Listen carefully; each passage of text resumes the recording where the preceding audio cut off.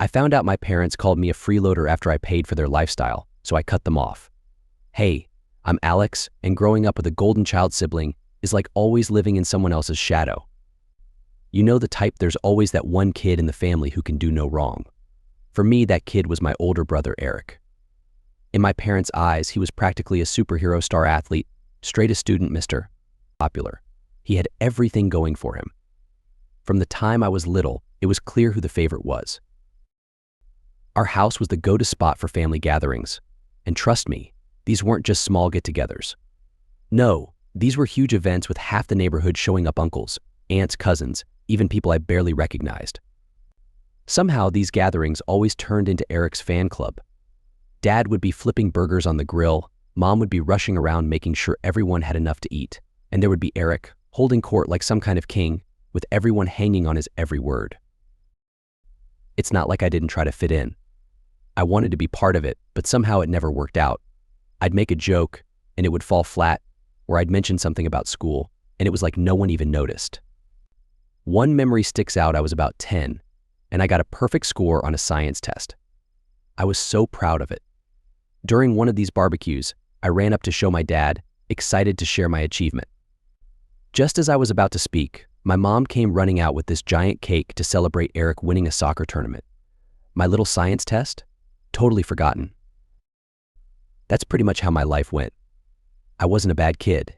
In fact, I did well in school. I wasn't out partying or getting into trouble, but you wouldn't know it from how little attention I got. Meanwhile, Eric was the family's shining star. He had his own shelf for all his trophies and medals, and my mom even made a scrapbook of all his achievements, carefully documenting every single one. Me? No scrapbook, no shelf. I'm pretty sure most of my stuff was just tossed into a box in the attic, collecting dust. What really bothered me wasn't the lack of attention, though it was how everyone acted like Eric was some kind of god. Every family event, even if he wasn't there, someone would bring him up. Did you hear about Eric? He's playing varsity now. Or Eric's got such a bright future, I just know he'll be successful. I'd sit there thinking, hi, I'm here too, remember? The worst part? I started believing it. I thought maybe there was something wrong with me, like I wasn't worth paying attention to.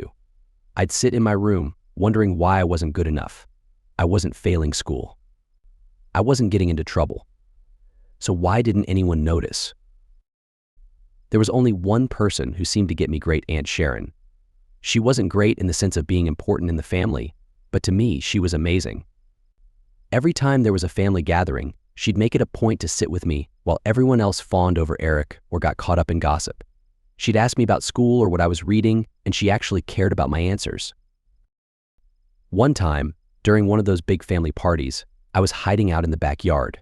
I wasn't in the mood to deal with everyone, so I found a quiet spot behind the garage with a book. Aunt Sharon found me there, sitting in the dirt. But instead of dragging me back to the party, she sat down next to me. "What are you reading, kiddo?" she asked, her voice calm like she had all the time in the world for me. I showed her the cover. It was some fantasy book one borrowed from the library. "It's about this kid who finds out he has magic powers," I mumbled, expecting her to lose interest. But she didn't. "Sounds exciting," she said with a warm smile. "You've got a great imagination, Alex. Don't ever let anyone tell you otherwise." That moment stuck with me. It was one of the few times someone in my family noticed me for who I was, not just as Eric's little brother. Aunt Sharon didn't care about trophies or grades, she cared about me. And in a family like mine, that meant everything. Still, as much as I cherished those quiet moments with Aunt Sharon, they couldn't make up for the rest of my life. Every day was a reminder that I wasn't Eric. When I started high school, I thought it would be a fresh start. New teachers, new opportunities. Maybe now, I'd get a chance to stand out on my own. But that dream ended pretty quickly. It didn't even take a full day before people started connecting the dots. "Oh, you're Eric's brother, right? He was amazing on the soccer team. Your brother was such a good student. You must be just like him." That last comment stung the most because I wasn't like him. Not at all. But no matter what I did, people couldn't help but make the comparison. Even when I made my own accomplishments, they were overshadowed. One time, I got an A on a massive history project, and I was so excited to tell my mom. But when I got home, she was on the phone with another soccer mom, talking about Eric's latest game. I stood there, waiting for her to get off the call, but after about 10 minutes, I gave up and went to my room. That project, it ended up stuffed in a drawer, forgotten, just like everything else I did. The funny thing is, I didn't want to be like Eric. I didn't care about sports or being the most popular guy in school. I just wanted a little recognition, a bit of the pride my parents had for him. But that never came. And after a while, I stopped expecting it. I convinced myself that being overlooked was just how things were supposed to be. That's how I spent my childhood, constantly overshadowed, always trying to prove that I mattered. It wasn't until much later that I realized I didn't need to prove anything to anyone. But back then, I was just a kid, waiting for someone to notice that I existed. When high school started, I clung to this tiny bit of hope that things would finally change, that I'd be seen as me, not just Eric's brother. But of course, that hope didn't last long. Before the first day was even over, people had already made the connection. "You're Eric's brother, right? He was awesome on the soccer team. Your brother was such a great student. You must be just like him." The thing is, I wasn't. But no one seemed to care. It felt like I was constantly walking around with this shadow that clung to me no matter what I did. Every single teacher, every coach, they all seemed to expect me to be just like Eric, like I was meant to carry on his legacy. But that wasn't me. I wasn't a sports star, and I certainly wasn't the life of the party. I was the kid who sat in the back of the classroom, taking notes and paying attention. I worked hard, stayed up late studying, and asked questions after class when I didn't understand something. I wanted to learn, not to impress anyone, but because I actually cared. And I'm not trying to brag, but I was doing well, better than anyone expected.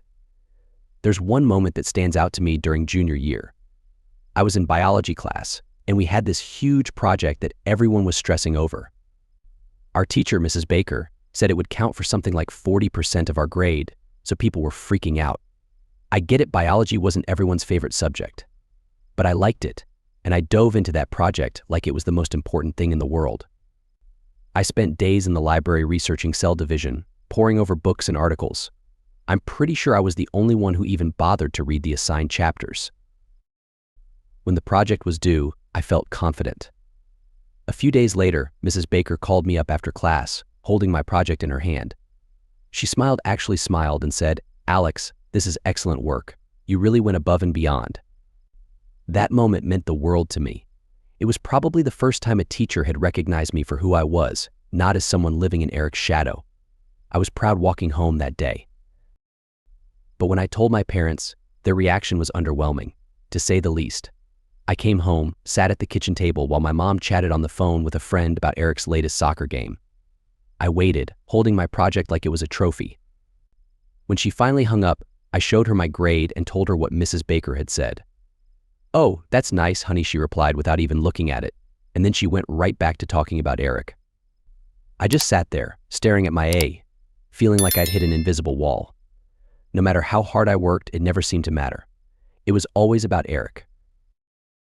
That kind of thing happened all the time.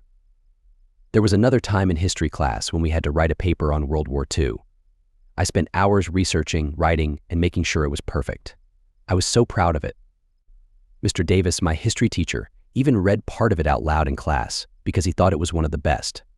But when I got home and tried to tell my dad, he just shrugged and said, "That's cool, but have you seen Eric's new soccer trophy?" It wasn't just my parents either. It felt like the whole world was obsessed with Eric. Family dinners were the worst. All anyone wanted to talk about was Eric, his games, his future, his scholarships. My grandparents would spend hours asking him questions. And when the conversation finally shifted, it wasn't to me. It was to something else entirely, like the weather or politics. No one ever asked me how school was going, and at some point, I just stopped trying. Why bother? It was clear nothing I did would ever compare to Eric in their eyes. I'd come home from school, head straight to my room, and lose myself in my homework or a book. It's not like I had much of a social life anyway. While Eric was out with his friends, going to parties or playing in games, I was home studying, trying to figure out my future. The funny thing is, despite the lack of attention at home, I was actually thriving at school. I joined clubs, made friends with people who shared my interests, and even started getting recognized by my teachers as one of the top students. I wasn't the most social person, but I found my group other kids who liked talking about books, science, and movies after class. Even with all that, though, I couldn't shake the feeling that I wasn't enough. No matter what I achieved, it never seemed like it would be enough to get the recognition I wanted from my parents. I didn't need to be in the spotlight, but just once, I wanted to hear them say they were proud of me for something I did. Not because I was Eric's brother, but because I was Alex. The turning point came during my senior year when I started applying to colleges. I had worked hard getting good grades, joining clubs, trying to build a solid application. I applied to a few schools, and one day I got the acceptance letter into the business program at State University. I was thrilled. I ran home, excited to share the news with my parents.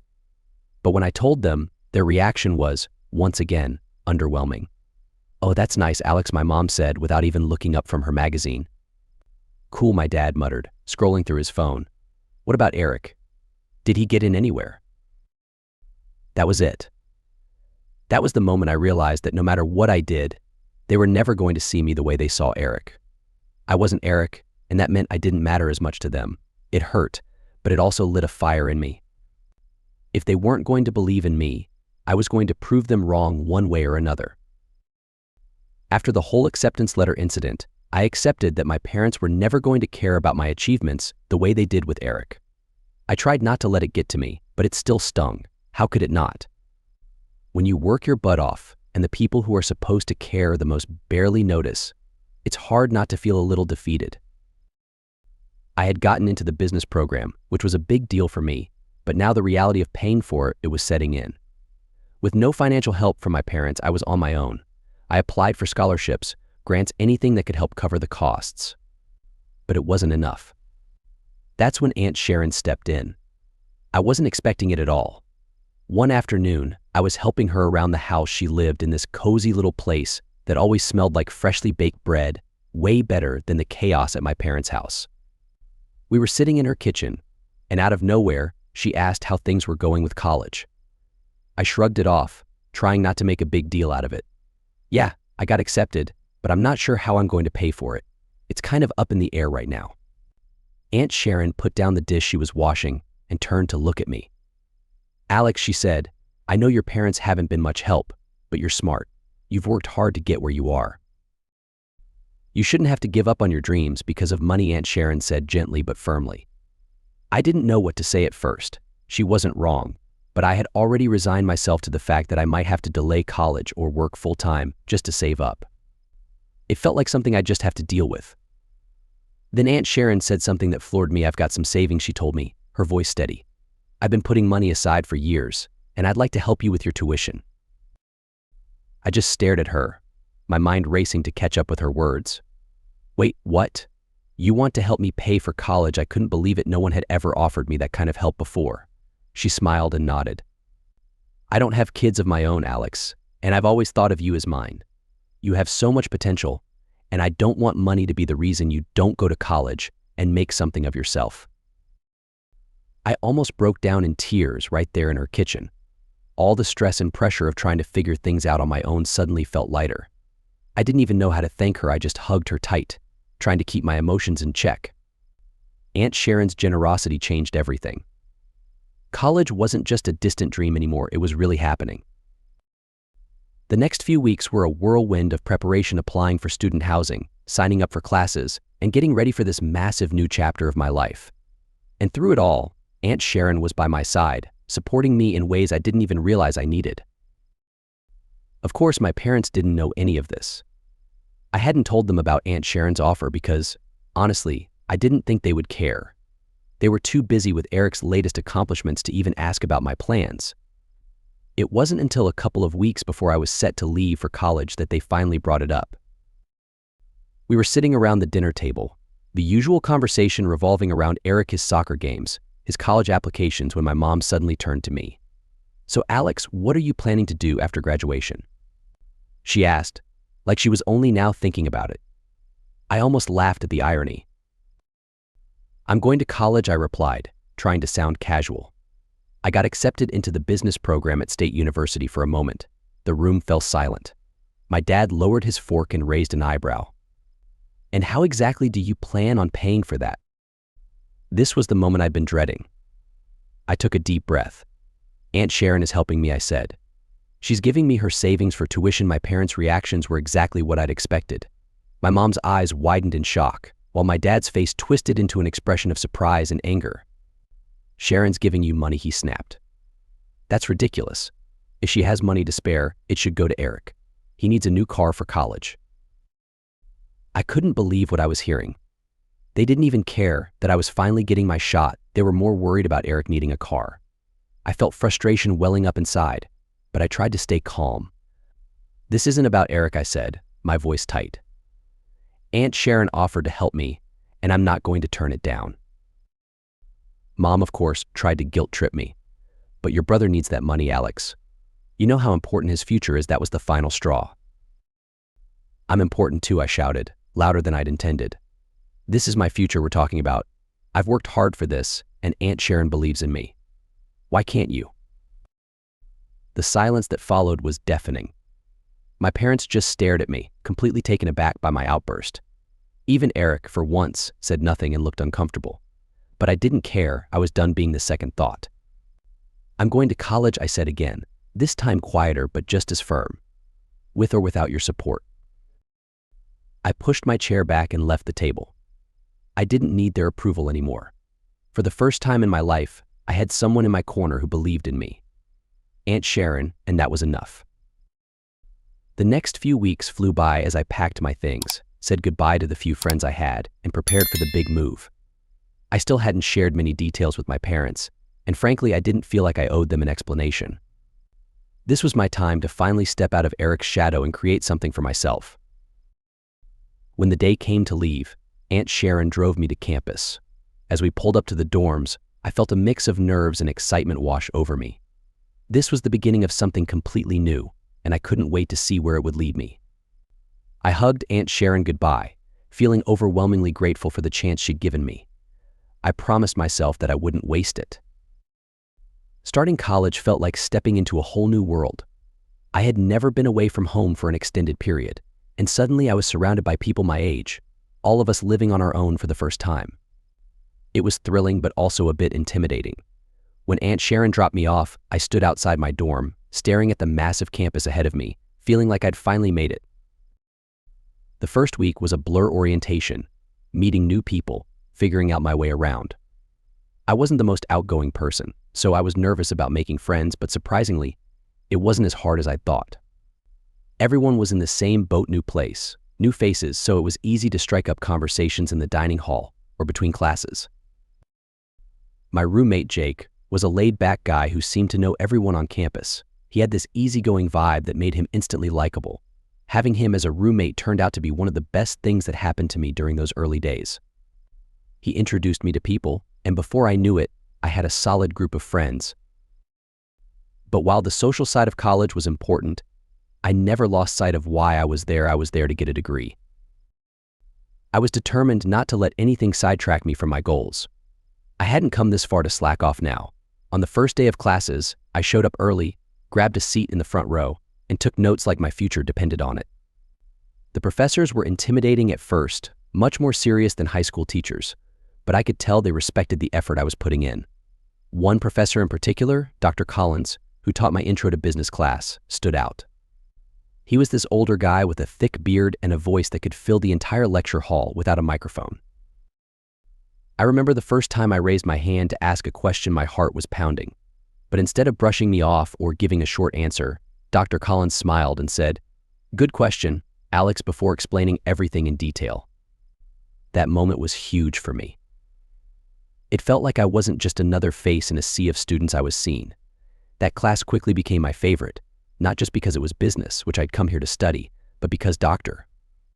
Collins had this way of making complex concepts easy to understand.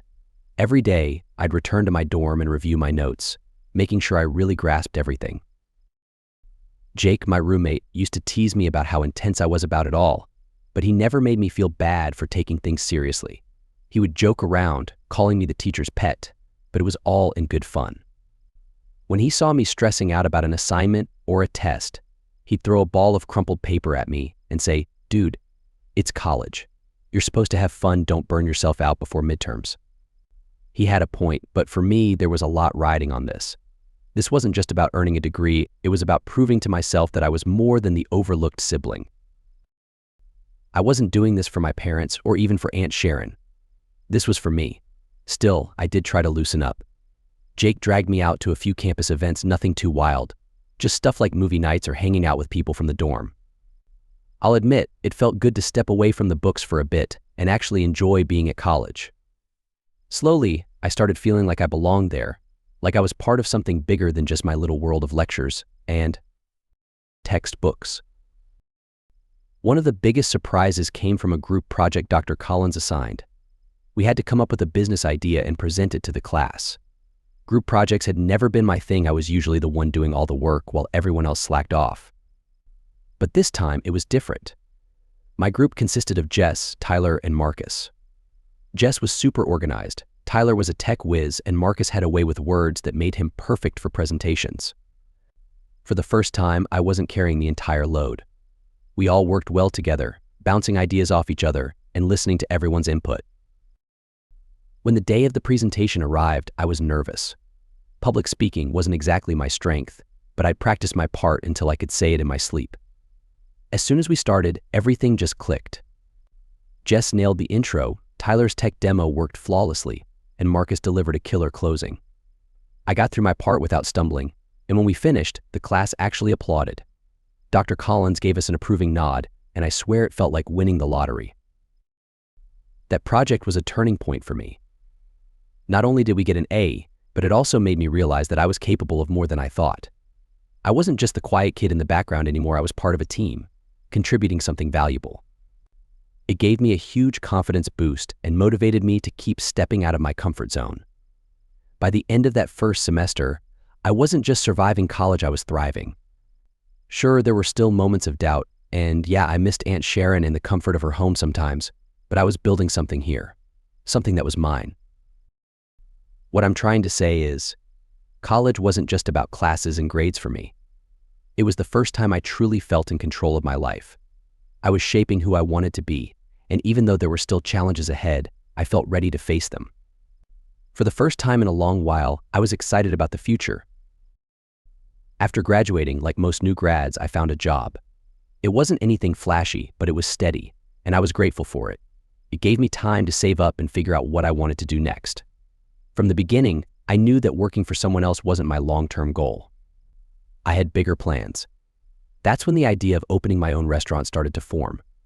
I'd always loved cooking, and the thought of running my own place just felt right. I imagined having a spot where people could come in for great food and a welcoming atmosphere. After a couple of years of working and saving, I finally took the plunge. I opened my first restaurant in a small but bustling part of town. It wasn't anything fancy at first, just a cozy little place with a simple menu, but people started coming, and before long, business was picking up. When running a restaurant wasn't easy, especially those first few months, I barely had time to breathe between managing the kitchen, serving customers, and handling all behind-the-scenes tasks. But even with the long hours and stress, I loved it. It felt like I was finally doing something that was mine, something I'd built from the ground up. And when the restaurant started gaining popularity, that was just the cherry on top. As my restaurant grew, I decided to take the next big leap, opening another branch. It felt surreal, like a dream I never imagined would come true. I'd never thought I'd have more than one location, but there I was, expanding the business and watching it thrive. Eventually, I had several spots around town, and things were going better than I could have hoped for. I had a solid team, and the restaurants were bringing in a healthy profit. Life was good. Then, almost on cue, my parents resurfaced in my life. It started with a phone call from my mom. I hadn't heard much from either her or my dad since I left for college, and honestly, that distance suited me just fine.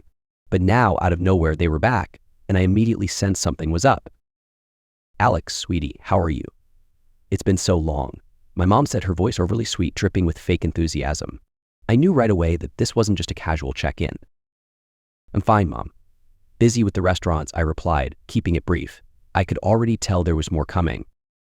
"We're so proud of you. You know that, right?" she continued, her voice teetering on desperation. "But we were hoping you could do us a little favor. It's about Eric." Of course it was about Eric. It was always about Eric. Even before she said anything else, I had a pretty good idea where this conversation was headed. "Well, he's been struggling to find work lately," she explained. "He's applied everywhere, but no one's hiring him. He's had a few problems at his last jobs, and now it's like no one will give him a chance. We were hoping you could help him out, maybe give him a job at one of your restaurants." I leaned back in my chair, staring at the ceiling, feeling the weight of the moment. Eric, the golden child who could do no wrong, had apparently messed up so many times that even his charm couldn't get him hired anymore. A part of me wanted to say no, to remind them of all the times they put him on a pedestal and ignored everything I had achieved. But I knew that wouldn't solve anything. So against my better judgment, I agreed. "Fine, Mom. I'll give him a job," I said, trying to hide how exhausted I felt by the whole thing. "But he's going to have to work as a waiter, no special treatment. He needs to actually do the job." "Oh, thank you, Alex. You don't know how much this means to us," she gushed, as if I had just saved the day. "He'll be so grateful." Grateful. Yeah, right. When Eric showed up to work, it was awkward to say the least. He acted like he was doing me a favor, as if I should be thankful he was willing to work at my restaurant. What I couldn't believe a hero was giving a job when no one else would, and he acted like he was above it all, but I kept my cool and treated him like any other employee. Surprisingly, he didn't do a terrible job. But he wasn't great, but he showed up, did the basics, and didn't cause too many problems. It wasn't perfect, but it was better than I expected. I think stayed pretty calm for a while after that. Then my parents called again, this time asking for an even bigger favor. "Alex, we need to talk," my dad said, his voice unusually serious. "We're in some financial trouble and we need your help." Of course they were.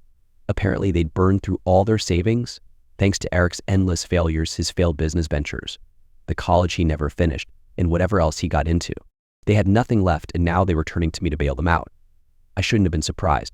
After years of pouring everything into Eric, they had finally run out of options. But it still hurt. It felt like the only reason they were coming to me was because they had no one else to turn to, not because they valued me or what I'd accomplished. I could have said no. I could have told them to figure it out on their own, that I wasn't their safety net. But for some reason I didn't. Maybe a part of me still wanted to help even after everything. Or maybe I just didn't want to see them fall apart completely. So once again, I agreed. I started sending them a monthly allowance, just enough to help them get by. I wasn't going to cover all their expenses, but I didn't want them to lose their home either. I felt like the right thing to do, even if it left a sour taste in my mouth. Meanwhile, Eric was still working at the restaurant, getting by without facing any real consequences for his failures. My parents didn't ask him to contribute or help with their finances. They just let him keep doing his thing while I was the one holding everything together, as always. One afternoon, I was going over invoices at the restaurant, prepping for the upcoming week. It was a typical day, busy, but nothing unusual, when my phone rang. It was Aunt Sharon, and she rarely called unless something important was going on, so my stomach tightened. "Hey, Aunt Sharon," I answered, trying to sound upbeat, even though I was already on edge. "Alex, sweetie, you need to see this video," she said, her tone serious. "It's from a family party your parents were at last weekend. Someone posted it online and, well, I think you should take a look." I felt a knot form in my stomach. A video of my parents. This didn't sound good. "What's it about?" I asked, bracing myself. "Just watch it," she replied. "I'm sending you the link now. Call me after." I opened the link Aunt Sharon sent, and there it was, my parents, clearly drunk, holding drinks and swaying slightly in front of a group of people. So there was loud music in the background, and though the camera was shaky, I could hear every word they were saying. My mom started talking first, slurring her words as she said, "Everyone thinks Alex built those restaurants on their own, but really it was all Eric." She waved her hand dramatically, as if what she was saying was the most obvious thing in the world. Eric's the real genius behind it all. He's the one who gave Alex that nice job. He works so hard, running around all day making sure everything's perfect, while Alex just sits back and manages things. I blinked, unsure if I had heard her correctly. Was she really saying that Eric, who couldn't hold a job anywhere, was the mastermind behind my restaurant business? I was so stunned that I nearly paused the video, but then my dad joined in. "And you know what else?" My dad slurred, his face flushed. "We gave Alex the money to start those restaurants. We helped them get everything off the ground. But does Alex ever thank us? No, ungrateful little freeloader," he spat, his face twisting in disgust. I couldn't believe what I was hearing. My own parents, at a family party, drunk and telling everyone that I was a freeloader. They claimed I'd only been successful because of Eric and their supposed financial help. My blood was boiling. The restaurant was mine. I had built it from nothing, me, not Eric, not them. They hadn't given me a single dime, yet here they were rewriting history, making me out to be some leech living off their generosity. As the video continued, my mom kept rambling. Eric is so humble, she giggled. He doesn't even take credit for everything he's done for Alex. He could have opened his own business, but he's just too kind. He just wants to help Alex succeed. That's the kind of brother he is. I felt sick. Eric, who could barely handle being a waiter, was now, according to them, the brains behind my entire business. They were portraying him as a saint, letting me run the restaurants while he supposedly did all the hard work. It was beyond insulting. It was a blatant lie. By the time the video ended, my hands were trembling with rage. I couldn't believe they had done this talking behind my back, making me look like a joke in front of the whole family. And they didn't even seem to think it was a big deal, as if it were just harmless conversation. But it was a big deal.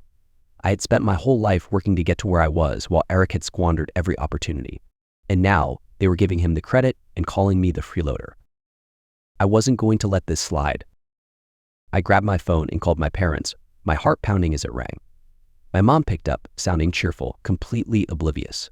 "Alex, how are you, sweetie?" she said. I didn't waste time on pleasantries. I saw the video, I said, my voice cold and shaking with anger. There was a long pause, and I could practically hear her scrambling to come up with something. "What video?" she asked, her tone suddenly cautious. "The one from the party," I snapped. "The one where you and Dad are telling everyone I'm a freeloader, and that Eric is the reason I've been successful." "Oh, that," she said, trying to laugh it off. "Alex, we were just joking. It was all in good fun. We'd had a few drinks, and..." "He called me a freeloader." I cut her off, my voice rising. "You said Eric gave me a job and that you gave me money to start the restaurants. Do you even realize how insulting that is? I built this business on my own without any help from you or Eric, and you're standing there telling people it's all because of him." She started to stammer, but I didn't let her finish. "I've had enough," I said, my voice firm. "I'm done with this. I'm done with the lies, the manipulation, all of it. Don't call me. Don't ask me for anything. You're cut off for good." "Alex, wait," she tried to plead, but I hung up before she could say another word. I sat there for a moment, still holding my phone, trying to process what had just happened.